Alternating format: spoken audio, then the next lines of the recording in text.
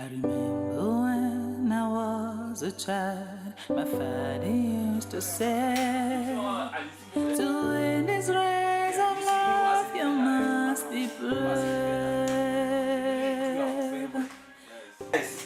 I hope I have no choice to do. But that one is our. I even pick phone and call and say please. Some people should stay. But can I say something? You understand? Everybody was Yes. They say no, we must go. They stand That no one so. is our private. J'ai fait l'accident le 19 octobre 2017 sur la route Axelo-Douala-Yaoundé, d'où il m'a fallu une perte de la jambe droite. Étant sur la moto, à voie publique, Dieu merci par les hommes de bonne volonté qui m'ont transporté, m'ont emmené à l'hôpital de Deido, puis la garnison militaire où j'ai subi une opération chirurgicale. I was actually at the age of 10 years in class 6 when I had an accident. It was a collision between the motorbike and a taxi. So during the process of it, I lost my left leg. Aux environs de 16 heures, où le médecin Frek Denis de la garnison militaire de Douala arrive à la salle et dit « Mon fils, il faut être fort. » Il dit « Mais docteur, qu'est-ce qu'il faut faire quand tu me dis d'être fort ?» Et il y a le fer sur mon pied, il me dit « Non, tu ne peux plus rester avec le fer. Tu dois avoir une jambe demi. » C'est là que j'appelle mon aîné qui me suit directement. Il dit « Il faut aller au gazon là en Gouloulou. Comme c'est toi qui proposes aujourd'hui, on va te vendre un médicament où tu vas mettre sur la marmite, sur le repas et m'amener cela. Je ne peux pas supporter marcher comme ça. Camputi Football, association qui existe depuis 1 an. C'est une association de personnes qui ont été amputées de membres, qui se sont retrouvées autour d'une même passion qui est le football pour partager un moment de solidarité.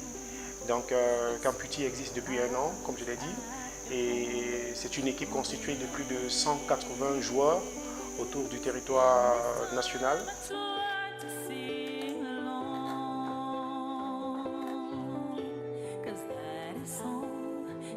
I couldn't believe, because I was actually a lover of football.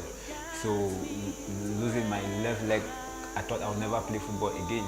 Nous avons participé à plusieurs compétitions et la plus grande, c'est celle qui arrive, qui est bien sûr la Coupe d'Afrique des Nations des personnes amputées, qui aura lieu le 2 octobre en Angola, dont le départ des joueurs est prévu pour le 28. Nous sommes en stage actuellement, stage bloqué de 2 mois et les conditions ne sont pas très faciles.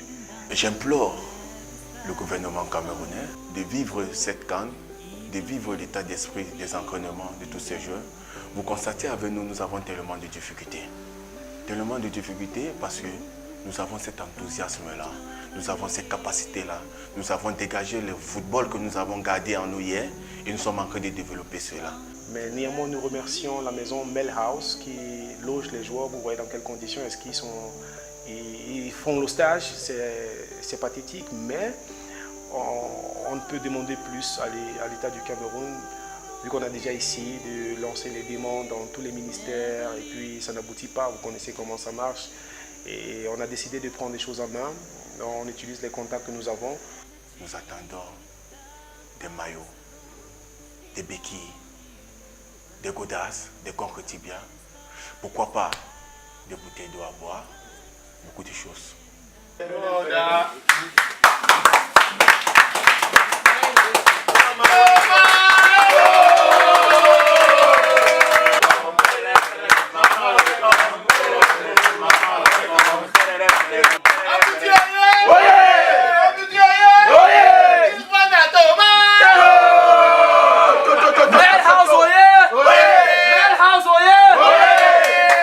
Pleasant welcome here.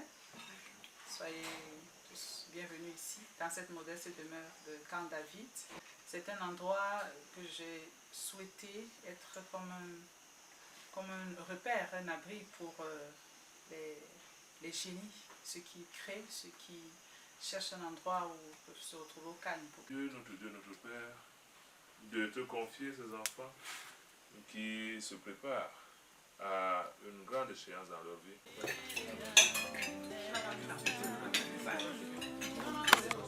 Make the country to know about you people. We will not forget you. Because it's obvious that we'll go to Angola and represent the country, we'll have audience and we'll talk about it. But I'm promising you that we'll not forget about you.